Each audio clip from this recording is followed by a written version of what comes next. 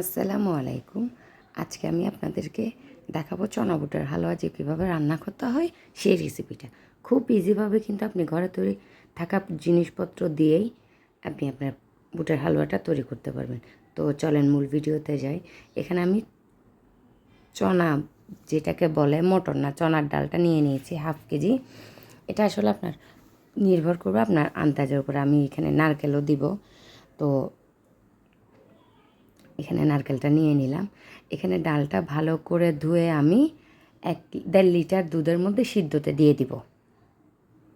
একটু পরপর নেড়ে দিব যাতে নিচে লেগে না যায়। যেহেতু দুধ দিয়েছি সেহেতু লেগে যাওয়ার সম্ভাবনা বেশি। এই যে এদিকে আমি চুলায় বসিয়ে দিলাম। এখন একটু পরপর নেড়ে দেওয়ার পর এটার একটা ঘনত্ব চলে আসবে। আমি ডালটা দেখব সিদ্ধ হয়েছে কিনা। এই যে এভাবে দেখব ডালটা সিদ্ধ হয়েছে কিনা। ডালটা সিদ্ধ হলে নিয়ে আমি সুন্দর করে ব্লেন্ড করে নিব। তো এদিকে আমি নারকেলগুলো কুচিয়ে নিয়েছি।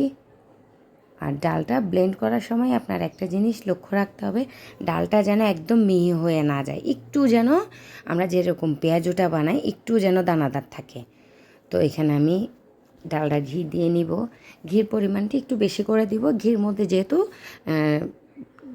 ডালটা ভাজা হবে সেহেতু ডালটাটা একটু পরিমাণ মতো বেশিই দিব, মানে যতটুকু লাগে অতটুকুই। তো সুন্দর করে আগে এটা যখন একটু গরম হয়ে যাবে, এখানে একটু দারচিনি, 2টা এলাচ, একটু তেজপাতা দিয়ে আমি একটু ব্রাউনিশ করে নিব। এই ঘি ঘ্রাণটা যে এত ভাল লাগে, এই যে এটা দিয়ে নিলাম। এটা যখন একটু লালচে হয়ে আসবে, এখন আমি এখানে ডালটা দিয়ে নিব। ডালটা একটু পানি পানি আছে, তো সেটা আমি ভালো করে নেড়ে চেড়ে, যত বেশি ভাজা হবে কালারটা তত বেশি সুন্দর আসবে। তো আমি ব্রাউনিশ কালার হওয়ার জন্য একটু ভালো করে ভেজে নিব ডালটা এদিকে ভাজতে থাকবে। একটু সময় ধরেই কিন্তু ভাজতে হবে, বারবার নেড়ে দিতে হবে, না হলে কিন্তু নিচে লেগে যাবে। অবশ্যই এই হালুয়া তৈরি করার সময় ফ্রাই প্যানে রান্না করার চেষ্টাটা করবেন। তো এদিকে আমি পরিমাণ মতো চিনি দিয়ে দিলাম। ডালটা যখন একটু ঘন হয়ে আসবে তখনই কিন্তু আমি চিনিটা দিয়ে আগে 2 কাপ পরিমাণ চিনি দিয়েছি, তারপর আমি লাগলে আবার পরে একটু চিনি দিব আর কি।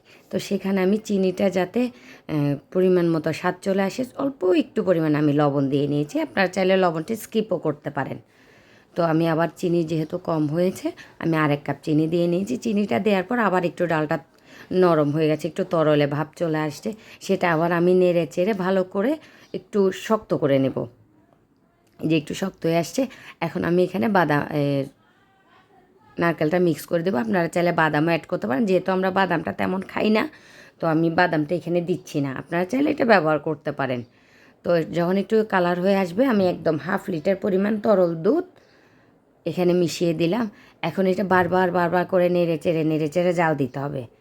এটা জাল দিতে দিতে একদম ঘন হয়ে আসবে। বারবার কিন্তু নেড়ে দিতে হবে, নাহলে কিন্তু নিচে লেগে যাওয়ার সম্ভাবনা থাকে। ঘন ঘন নেড়ে দিতে হবে আপনার। একদম ঘন হয়ে আসলে একটা থালির মধ্যে একটু তেল দিয়ে এটা ছড়িয়ে দিব। দেখেন আমার হালুয়ার কালারটা, আর হালুয়াটা এত পরিমাণে টেস্ট হয়েছে। আপনার ঘরে তৈরি করে একটাবার খেয়ে দেখবেন। আল্লাহ হাফেজ, আসসালামু আলাইকুম।